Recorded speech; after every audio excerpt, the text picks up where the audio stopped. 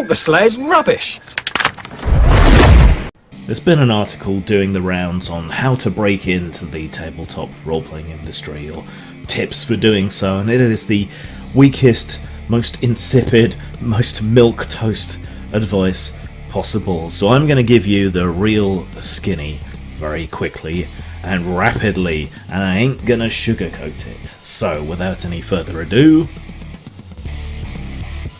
Are your men on the right pills? That might sound odd coming from someone who's worked in the industry for about 20 years, but there is no industry. It's a cottage industry, very much so. Unless you're Wizards of the Coast, you can't really be said to be a company. There's a few others, but they tend to have spread their net a bit wider. Maybe they do stuff for skirmish or tactical games, or maybe they're a subset of a publisher or a computer game studio or something owned by them as a sort of intellectual property mill. But when you think of a company, there really aren't any other than that top 1, 2, 3 companies.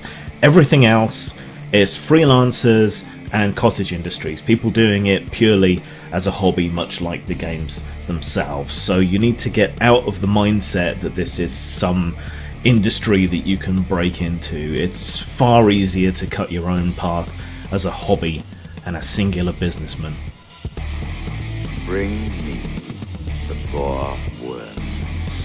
If your game is just another fantasy amalgam, if it's elves, dwarves, and epic quests and dungeons and whatever else, you know, the usual standard tropes, don't fucking bother. Just don't. Or at least certainly don't do it as your own game. There's a term for these in the industry, and that's fantasy heartbreakers, because it's people putting their all their enthusiasm into putting out a game with which the market is already glutted and for which there is no need. If your game is essentially your house-ruled version of D&D, just put it out as an alternate rule set for D&D, or a setting for D&D. I mean, D&D is by no means the perfect game. It does a lot of things wrong, but you're just setting yourself up for a fall if you just try and do fantasy again, even if it's got a unique little spin on it. You fools! He's playing some barbaric game. Now match him! Like this! Now! Margins are thin and getting worse. Art's expensive if you want to get the good stuff, or you want to properly reward an artist. The market is saturated because the bar for entry is so low. If you're expecting to make a lot of money out of working in the tabletop role-playing industry, you're shit out of luck. The way to make money is to have a spin-off into computer games, or to shift your career into computer games or board games or something like that. Do it for the love if you're gonna do it. Oh dear, how pathetic. Yes, I anticipated that.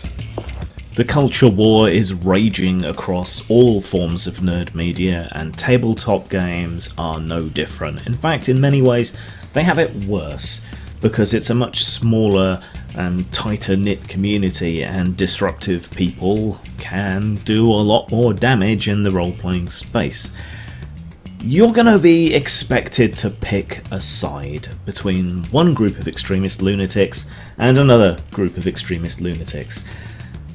There's a lot of people in the middle, but they don't tend to speak up, and in this world of social media and YouTubes and all the rest of it, you are your products and your products are you, and people are going to read into them whatever they want. You'll need a very thick skin, or you'll need to ignore it all. But if you ignore it all, you won't be able to market. So effectively, there's no good way through that at all. Ha! I thought it was one of the prime numbers of the Zeman series. I haven't changed. Now that might all sound relentlessly negative, but it is still a great industry to work in. The best way to break in is to do it yourself. Set up your own company, start selling ebooks and print on demand. That way you have complete control, and what's better than working for yourself in such a way? Just be careful, be mindful of all these kind of things that I've talked about. And this is where I bait and switch and upsell you. I offer consultancy to help people avoid the pitfalls that I've fallen into in the past. And like I said earlier, I have 20 years of experience across the industry. There is no other creative enterprise I know of that is this satisfying, this creative, that teaches you so many broad skills that are applicable in so many other ways and in other parts of your life, in other parts of your career. So in spite of everything negative I've said, I would say still reach out and go for it and do it. I'm perfectly willing to help out people in exchange for money, of course, with getting their concepts, their games off the ground and looking them over. So if that's something you're interested in, do let me know. But I'll continue to offer free advice and so on here on this channel and elsewhere in my social media presence. Feel free to ask me any industry or game questions anywhere that you want to, and I'll get around to answering them eventually. Zang. Postmortem Studios is my personal imprint where I create role-playing games, stories, card games, board games, and more. You can get them at RPG Now, DriveThruRPG, Lulu.com, and some on Amazon. Role-playing games to die for.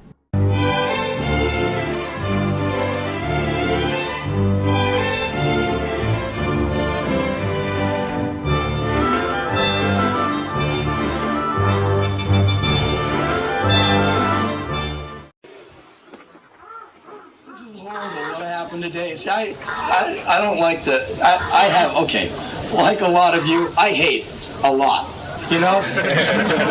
But I hate with style and creativity.